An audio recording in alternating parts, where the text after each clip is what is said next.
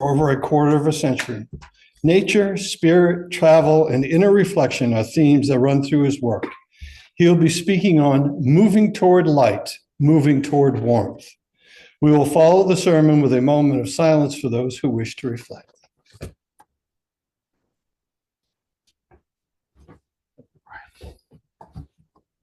It's always wonderful to be here. It's a great place to come, twice a year maybe I come out here.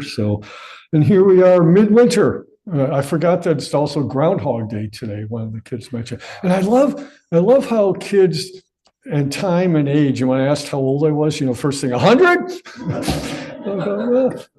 I used to do work in schools a lot, and I would talk to kids about the first poem I ever wrote. And I would mention that it was about something I was concerned about in this country at the time. And, eventually someone would say, oh, a war. And I go, yeah, what war do you think it was? Civil War? So how old do you think I am? And one other thing, too, you mentioned in the beginning, the Susquehannock people. And the very first book, I've been publishing poetry of other people's work for 36 years now, I think, 38 years. And the first book we ever published was called Susquehannock. It's an anthology of the poems about the upper Susquehanna watershed. So it made me think of that when you mentioned the Susquehanna people. So I'm going to read some poems having to do with light and warmth and moving toward light, moving towards warmth. And of course, light, the sun a little bit more every day, a few minutes every day, a little bit more sunlight. Well, not always sunlight, but light anyway, all the cloudiness we get. And the warmth slowly too. I think it's going to be like 50 tomorrow. Warmth is coming along too. But we're halfway through winter. I live way out in the country, and there's an old saying that, at this point, midwinter, you should have half your hay and half your wood still around. I don't deal with hay. I don't have animals, but I think I've got about half the wood left. I was sizing it up the other day. I think I'm okay for the rest of winter.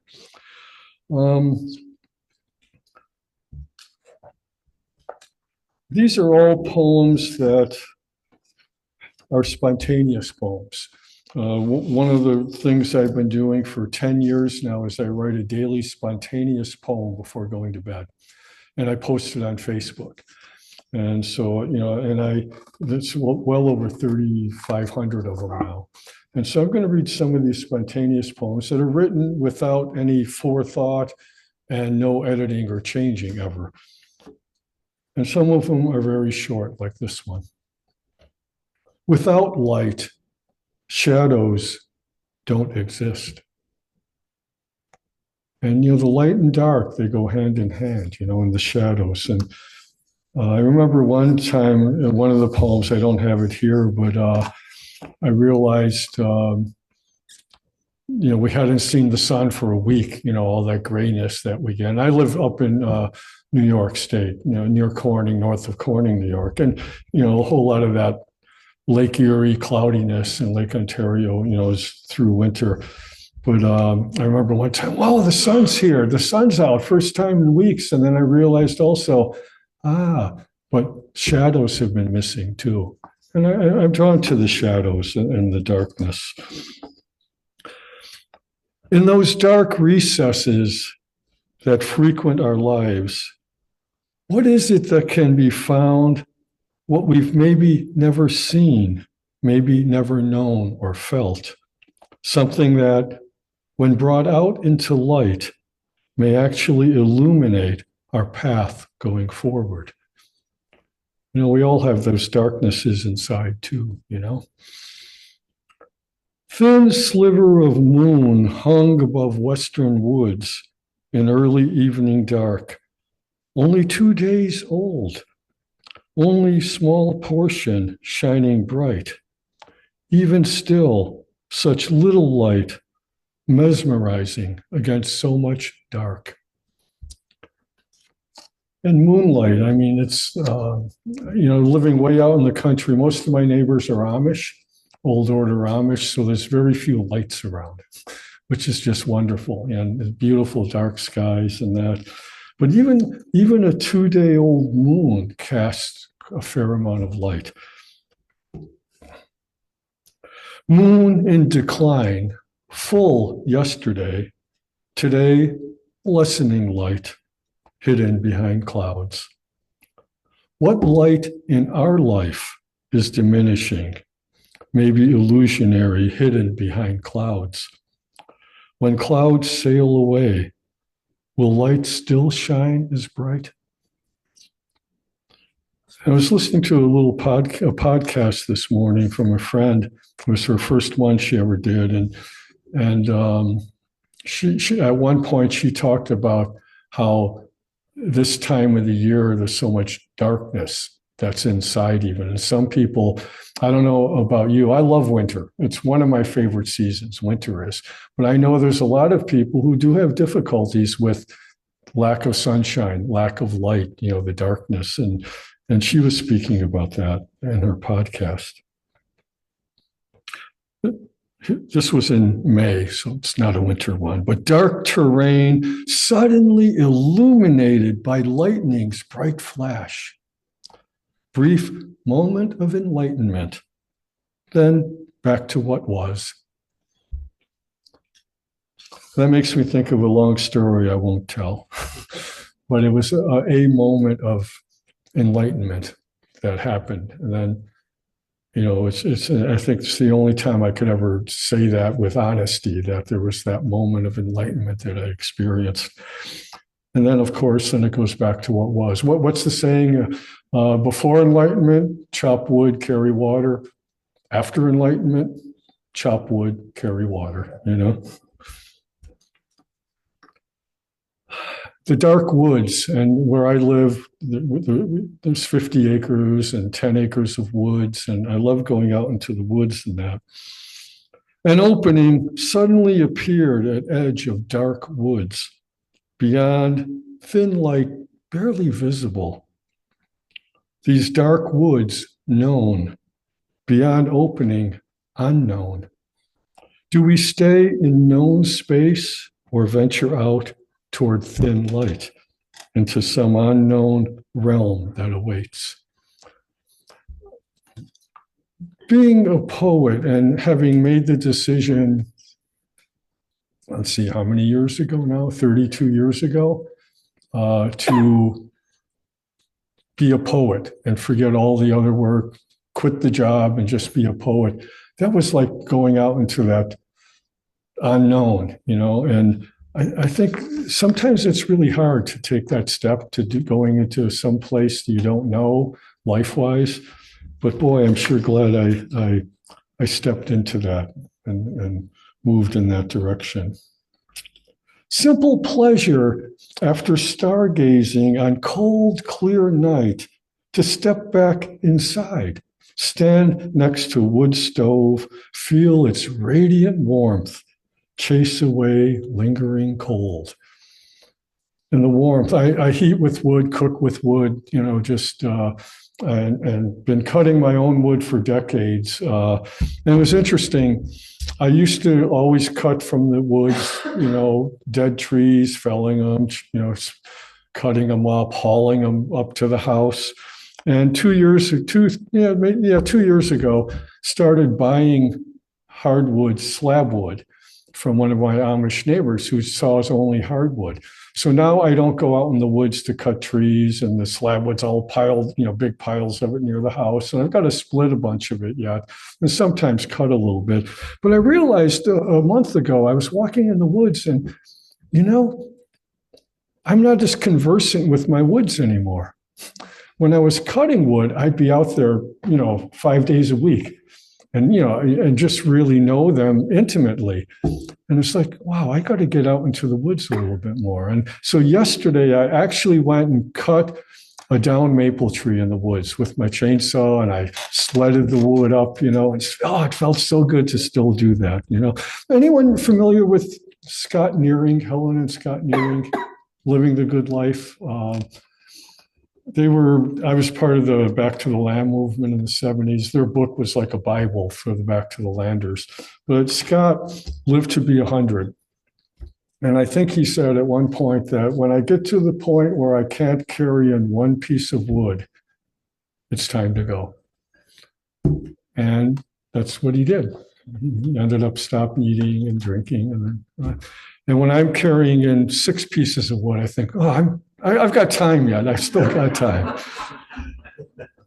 Moon behind thin clouds. Some of its light shines through, then clouds disperse, waxing moon beams bright, till more clouds move in. Light dims, but still there. That light that comes, goes, not even moon's own light. Moon, just a reflector, passing on bright light of sun, whose bright light in your life do you pass on to others? You know, that moon is just reflecting the sun, you know, and who in your life, whose bright light in your life do you pass on there? And I read that and I think of a dear friend of mine who passed away last year, Steve Kaufman. And warmth isn't just wood stove warmth. You know, there's warmth of feeling, warmth of emotion, warmth of connection. After being out of touch for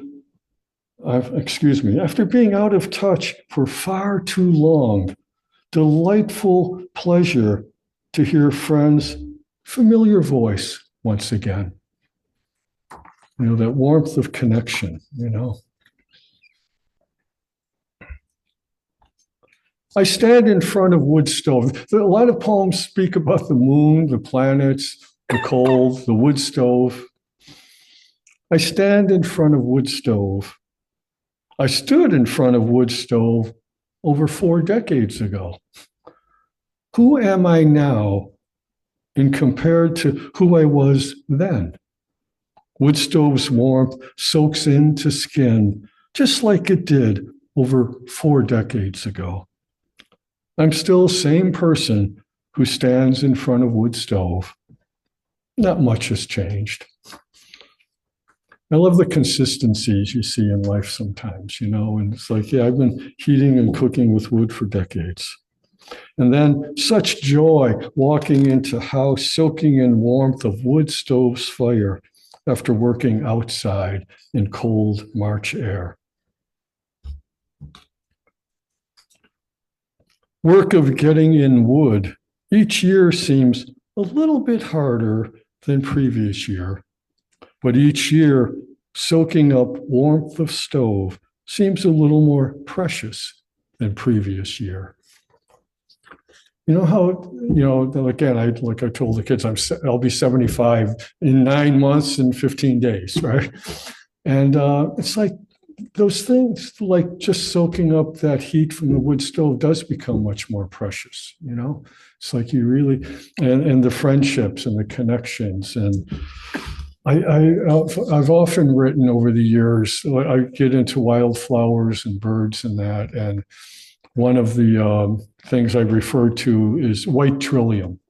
You know, I keep track of the flowers on our property, but like I've written a number of times, you know, if I don't see white trillium this year, will I have a chance again to see it? You know, one never knows. 4 lines from an old poem that's a long one. I don't want to read the whole poem, but just these, well, a few lines from this poem. That also has to do, you referred to maybe lighting all those candles. And when you were lighting, or somebody said, light them all, right? An old poem of mine called Migrations. These are just a few lines from there, the 8th part of it. Out of dark gray skies falls life-nourishing rain. Blueberries grow plump and thick where fire once ravaged woods. In times of dark, interior lights shine clear and bright. And I think that's what we need right now, is to have those interior lights shine as much as we can. And that was written, that poem was written at the beginning of the first Iraq War even, you know. And, you know, we have that light inside, and you know, we need to let that shine. And let me finish with a story, another animal story. But I wasn't sure. I talked to Brian beforehand about the dead seal story, but it was okay, I guess. Yeah. I didn't know about the headless. Well, like I told Brian, that made the story, though, the headless part of it, you know. But this has to do with another animal. And again, it happened this time of the year, too. And it deals with that darkness inside. Okay. And this was a teacher of mine. This was a learning, teaching lesson. And I was living, goes back, 40 years ago. No, 50 years ago, actually. I was off a decade there. And I got married and lived in Bliss, New York. And it was really left Buffalo and moved into the country, Bliss, New York. And it was one of those mistakes you make sometimes. The only bliss was geography, and the marriage didn't last too long. But I was meeting with some friends, and we lived south of Buffalo in the snow belt, tons of snow. And my wife was working, it was a Sunday, and she was working from 12 to 5 at this little drugstore about 15 miles away from the house. And it closed at 5. And I went the other way to visit with some friends who I was meeting with. We were talking about getting some land together, the homesteading that we ended up doing. And I was having a meeting with them. And I left to go pick up my wife, and had quite a ways to drive. And it wasn't snowing, but there was a lot of snow all over the place. And I was on a dirt road taking some shortcuts. And I was 10 minutes late already and 10 miles away, right? But and she's standing out in the cold waiting for me. And this is before cell phones and all that, right? So, and I get to a stop sign on this dirt road, and it felt like I had a flat tire. Oh, no. And I go out and I looked at all the tires. They were fine. Okay, so it must have just been the road. And I go turn the corner, and the front tire collapsed. Just buckled. It's like, oh. So here I am. There's not a house in sight. I'm 10 miles away from where my wife is waiting in the cold for me, right? I'm already 10 minutes late. The broken car. We don't have much money. What am I going to do? And you know how the blackness can just overtake you sometimes, just like, "Urgh." So I was like that. And it's like, "Urgh." So what do? I better start walking, right? So I'm walking with all this stuff going on in my head, "Urgh." And I stopped.